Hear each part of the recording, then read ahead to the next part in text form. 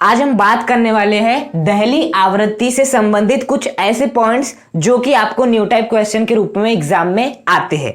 हाँ, और वो क्वेश्चन किस प्रकार से आते हैं वो भी हम यहाँ पर समझने वाले। हाँ, तो देखो सबसे पहले तो समझो दहली आवृत्ति क्या होती है। देखो दहली आवृत्ति वो आवृत्ति होती है जिससे संबंधित यदि आप प्रकाश को आपतित कराते हो तो नाभिक और इलेक्ट्रॉन के मध्य का जो आकर्षण है वो टूट जाता है। वो आवृत्ति क्या कहलाती है? दहली आवृत्ति कहलाती है। दहली आवृत्ति को सामान्यतः म्यू नॉट से प्रदर्शित करते हैं और इस म्यू नॉट से संबंधित जो भी ऊर्जा होती है, कैसे करना पड़ेगा इसमें? बस हमें h का इंटू करना है, हमें ऊर्जा मिल जाएगी। तो ये जो भी ऊर्जा मिलेगी वही क्या कहलाएगी? आपकी दहली ऊर्जा, या इसे हम क्या कहते हैं? कार्यफलन भी कहते हैं। हाँ, तो दहली आवृत्ति समझ में आई। जब हम वह निश्चित आवृत्ति जिसका प्रकाश आपतित कराने पर नाभिक और इलेक्ट्रॉन के मध्य का आकर्षण टूट जाता है, क्या कहलाता है? आपका दहली आवृत्ति कहलाती है। और दहली आवृत्ति संबंधित जो भी ऊर्जा होती है दहली ऊर्जा कहलाती है।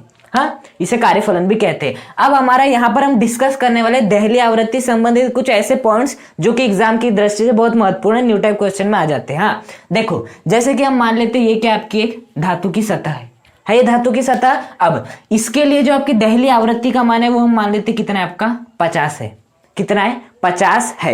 अब जो हम आपकी विद्युत चुंबकीय तरंग आपतित करवा रहे हैं, प्रकाश आपतित करवाते हैं, हाँ, उसकी जो आवृत्ति है वो कितनी मान लेते हैं हम? 40 है। उसकी आवृत्ति कितनी हम मान लेते? 40 है। दहली, इसके लिए दहली आवृत्ति का मान कितना है? 50 है। मतलब नाभिक और इलेक्ट्रॉन के मध्य का जो आकर्षण तोड़ना है उसके लिए हमें 50 दहली आवृत्ति की आवश्यकता होगी। हाँ, 50 दहली आवृत्ति की आवश्यकता होगी। अब यहाँ पर हम क्या आपतित कर रहे हैं? एक ऐसी विद्युत चुंबकीय तरंग आपतित करवा रहे हैं जिसकी जो आवृत्ति है वो कितनी है? 40 है। तो क्या बताओ, नाभिक और इलेक्ट्रॉन के मध्य का जो आकर्षण है वो टूट पाएगा? नहीं टूट पाएगा। और यदि आकर्षण ही नहीं टूट पाएगा, क्योंकि आकर्षण तोड़ने के लिए इतनी वैल्यू चाहिए हमें, फिर भी कम से कम 50 हमें चाहिए होगी, तो क्या आपका आकर्षण टूट पाएगा? नहीं टूट पाएगा। और यदि आकर्षण नहीं टूट पाएगा तो आपका मुक्त इलेक्ट्रॉन बाहर नहीं निकल सकता है। बाहर नहीं निकल सकता है। मतलब यहां से एक बात स्पष्ट है कि हम आवृत्ति दे रहे हैं, विद्युत चुंबकीय तरंग के द्वारा जो हम आवृत्ति दे रहे हैं, यदि उसका मान दहली आवृत्ति के मान से क्या हो? कम हो, तो प्रकाश विद्युत प्रभाव की घटना नहीं होती है। हाँ, हम मान लेते हैं 40 के मान को क्या मान लेते? म्यू आवृत्ति। हाँ, और ये जो 50 है वो कौन सी आवृत्ति? आपकी दहली आवृत्ति है।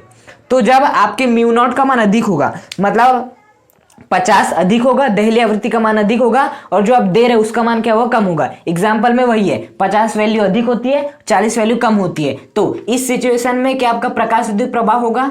नहीं होगा। इस सिचुएशन में आपका प्रकाश विद्युत प्रभाव नहीं होगा, क्योंकि नाभिक और इलेक्ट्रॉन के मध्य का आकर्षण टूटेगा ही नहीं, तो इलेक्ट्रॉन बाहर कैसे निकल सकता है? वो गतिज ऊर्जा वाला पोर्शन छोड़ दो कि पहले हमें इलेक्ट्रॉन नाभिक के मध्य के आकर्षण को तोड़ना है, उसके बाद जो इलेक्ट्रॉन तैयार है बाहर के लिए उसे हमें गतिज ऊर्जा देनी है। हाँ, उसको भी रख दो। अभी केवल इतना समझो कि सबसे पहले जरूरी है नाभिक और इलेक्ट्रॉन के मध्य का आकर्षण तोड़ना। यदि आकर्षण टूट जाता है तो संभावना तो है कि वो बाहर निकल सकता है। हाँ, संभावना तो है, लेकिन यहाँ तो ऐसा नहीं हो रहा है। दहली आवृत्ति का मान कितना है?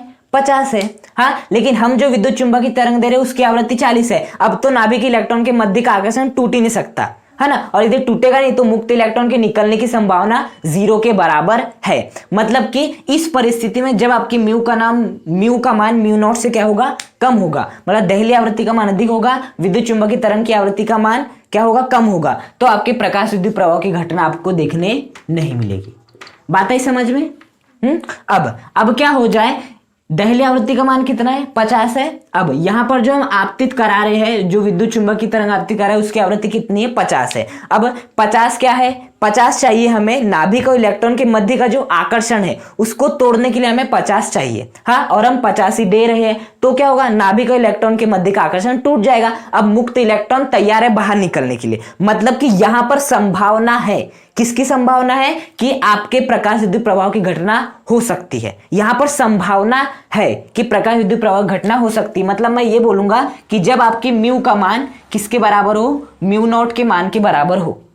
म्यू नॉट के मान के बराबर हो तो जो आपकी प्रकाश विद्युत प्रभाव की घटना क्या होती है? संभव होती है। बात है समझ में? हाँ, नाभिक और इलेक्ट्रॉन के मध्य के आकर्षण को तोड़ना सबसे जरूरी है ना। यदि वो ही नहीं तोड़ोगे तो आप बाहर से कितनी गतिज ऊर्जा दे दो, कुछ फायदा नहीं। सबसे पहले नाभिक के इलेक्ट्रॉन के मध्य के आकर्षण को तोड़ना जरूरी है। यदि वो टूट चुका है इसका मतलब आपका मुक्त इलेक्ट्रॉन निकलने के लिए तैयार है, बस उसे थोड़ी सी आपको गतिज ऊर्जा देनी है। हाँ, तो यहाँ पर जो हम आपतित करवा रहे, चाहिए कितनी चाहिए थी, 50 चाहिए थी। हम जो आपतित करा रहे वो कितनी है, 50 है। तो अब नाभिक और इलेक्ट्रॉन के मध्य का आकर्षण टूट गया, मतलब मुक्त इलेक्ट्रॉन निकलने के लिए तैयार है आपका, मतलब यहाँ पर प्रकाश विद्युत प्रवाह की घटना संभावित है। तो जब आपके म्यू का मान म्यू नॉट के बराबर होता है तो प्रकाश विद्युत प्रवाह की घटना संभावित होती है। हाँ, अब क्या हो, नाभिक इलेक्ट्रॉन के मध्य के आकर्षण को तोड़ने के लिए कितनी आवृत्ति का प्रकाश चाहिए, 50 आवृत्ति का प्रकाश चाहिए। अब हमने कितने का आपतित करवाए, 60 का आपतित करवाए। किसका आपतित करवाए, 60 का। मतलब तीसरी कंडीशन क्या है कि आपके म्यू का मान क्या है, अधिक है म्यू नॉट के मान से। म्यू नॉट मतलब दहली आवृत्ति, मतलब विद्युत चुंबकीय तरंग की आवृत्ति अधिक है आपकी दहली आवृत्ति से। तो बताओ इसे कितनी चाहिए, 50 चाहिए। हाँ, हम कितनी दे रहे हैं, 60 दे रहे हैं। तो यहाँ तो संभावना है कि आपका क्या हो सकती है, प्रकाश विद्युत प्रवाह घटना हो सकती है। नाभिक इलेक्ट्रॉन के मध्य का आकर्षण तोड़ने के लिए 50 की चाहिए आवश्यकता है, लेकिन हम कितनी की दे रहे हैं, 60 की दे रहे हैं। तो 50 से तो तोड़ देगा, अब वो 10 का कुछ भी करे। यहाँ पर संभावना तो है ना, क्योंकि नाभिक इलेक्ट्रॉन के मध्य का आकर्षण टूट चुका है, और यदि आकर्षण टूट चुका है तो अब आपका इलेक्ट्रॉन क्या हो सकता है, बाहर निकल सकता है। मतलब कि जब आपके म्यू का मान म्यू नॉट से बड़ा होता है तो प्रकाश विद्युत प्रभाव की घटना संभावित होती है। हाँ, और जब आपके म्यू का मान म्यू नॉट के बराबर होता है तब भी आपकी काय की संभावना रहती है, प्रकाश विद्युत प्रभाव की संभावना रहती है। हाँ, और प्रकाश विद्युत प्रभाव की संभावना कब नहीं होती है, जब आप जो आवृत्ति दे रहे हो यदि उसका मान दहली आवृत्ति के मान से क्या हो, कम हो, तो आपके प्रकाश विद्युत प्रभाव घटना संभावित ही नहीं है। लेकिन यदि आप जो आवृत्ति दे रहे हो, हाँ, वो यदि दहली आवृत्ति के मान के बराबर या उससे क्या हो, अधिक हो, तो आपके प्रकाश विद्युत प्रभाव की घटना संभावित है। बात आई समझ में इतनी।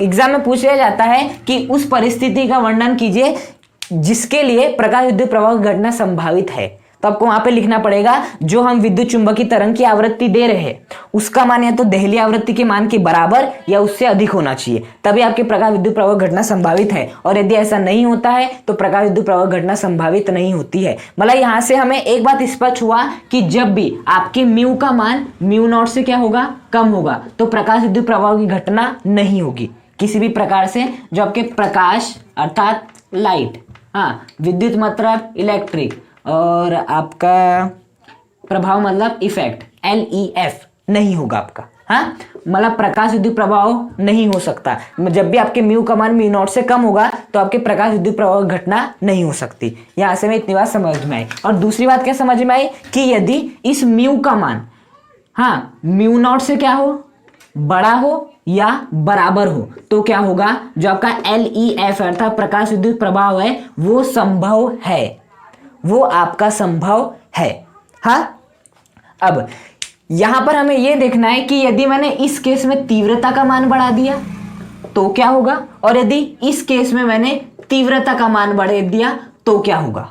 हाँ, यदि मैंने इस केस में जहां पर आपका प्रकाश विद्युत प्रभाव घटना संभव नहीं है उस केस में यदि मैंने तीव्रता बढ़ा दिया तो क्या प्रकाश विद्युत प्रभाव की घटना संभावित हो जाएगी।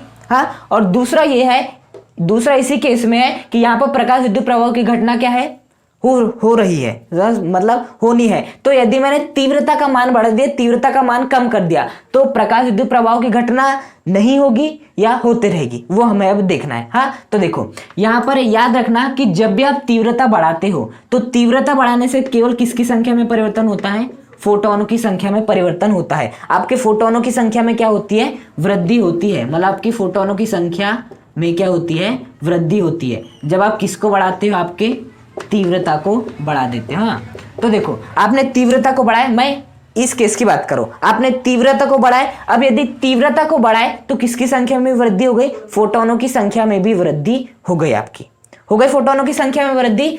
अब देखना फोटोनों की संख्या में वृद्धि होने से होगा क्या, वो देखो यहाँ पर सबसे पहले समझो कि यह आपकी धातु की सतह थी धातु की सतह। अब इस पर जो विद्युत चुंबकीय तरंग आ रही है, हाँ, उसमें जो फोटोन होते हैं उनकी संख्या बढ़ जाएगी, उनकी क्या होगी, संख्या बढ़ेगी। मतलब जहां पहले एक फोटोन था, अब जैसे आपने तीव्रता बढ़ाए तो फोटोन की संख्या 3 हो जाएगी। लेकिन अब भी इसकी ऊर्जा 40 थी तो इसकी भी ऊर्जा कितनी रहेगी, 40 ही रहेगी। जो आवृत्ति है वो 40 रहेगी, इसकी भी 40 रहेगी, इसकी भी क्या रहेगी 40 ही रहेगी। हाँ, अभी हमें इस धातु की सतह से इलेक्ट्रॉन निकालने की, मतलब इस धातु में आपका नाभिक और इलेक्ट्रॉन के मध्य का आकर्षण को तोड़ने में कितनी ऊर्जा लग रही है? 50 ऊर्जा लग रही है। हाँ, अब हमने ये वाली कंडीशन की बात कर रहे हैं जब आपके जो आवृत्ति है उसका मान कम है और आपकी दहली आवृत्ति का मान अधिक है, मतलब 50 है और एक का मान क्या है जो हम दे रहे हैं वो कम है और जितनी हमें चाहिए वो क्या आपका ज्यादा है। तो यदि इस कंडीशन में मैं तीव्रता को बढ़ाता हूं तो तीव्रता बढ़ाने से क्या होता है, केवल फोटोनों की संख्या में क्या होती है, वृद्धि होती है। अभी भी देखना, जो पहले फोटोन कितने रहे होंगे, मान लेते 1 रहे होंगे। अब जैसे मैंने तीव्रता बढ़ाई तो फोटोनों की संख्या कितनी हो गई आपकी, 3 हो गई। फोटोनों की संख्या 3 हो गई, पहले 1 थी अब 3 हो गई। लेकिन अभी भी इसकी जो आवृत्ति थी वो भी कितनी थी, 40 थी। इसकी अभी भी कितनी रहेगी, 40। अगले वाले की भी कितनी रहेगी, 40 रहेगी। निकालने के लिए कितनी चाहिए, 50 चाहिए। आप कितने बढ़ा दो फोटोनों की संख्या, जब तक इसकी आवृत्ति इसके आवृत्ति के बराबर नहीं हो जाती तो आपका प्रकाश विद्युत प्रवाह घटना संभावना ही नहीं है। मतलब कि यदि आपकी आवृत्ति का मान दहली आवृत्ति के मान से कम है तो चाहे आप तीव्रता बढ़ाओ या कम करो, आपका प्रकाश विद्युत प्रभाव हो ही नहीं सकता किसी भी प्रकार से, क्योंकि तीव्रता बढ़ाने पर केवल फोटोनों की संख्या बढ़ती है, उनकी ऊर्जा या उनकी आवृत्ति में कोई भी परिवर्तन नहीं आता है। अब हम सेकंड कंडीशन की बात करते हैं, जब आप यहां पर कर दोगे तो क्या होगा। तो देखो, यदि आपने इस कंडीशन में, मतलब जो आप विद्युत चुंबकीय तरंग दे रहे हो उस विद्युत चुंबकीय तरंग की जो आवृत्ति है उसका मान कितना है आपका, या तो 50 है या तो इसके बराबर है या तो इससे क्या है आपका अधिक है। ये वाली कंडीशन में तीव्रता बढ़ाने पर क्या होगा, देखो तीव्रता बढ़ाने पर फोटोनों की संख्या बढ़ती है, मतलब जहां पर पहले 1 फोटोन थे अब कितने फोटोन हो जाएंगे, अब आपके 3 फोटोन हो जाएंगे। और जो अगले जो 2 फोटोन आएंगे उनकी ऊर्जा कितनी रहेगी, या तो 50 रहेगी या तो कितनी रहने वाली है, 60 लेने वाली है ना। तो बताओ अब क्या होगा, अब जो है आपके प्रकाश विद्युत प्रभाव के मान में और अधिक क्या हो जाएगी, वृद्धि हो जाएगी।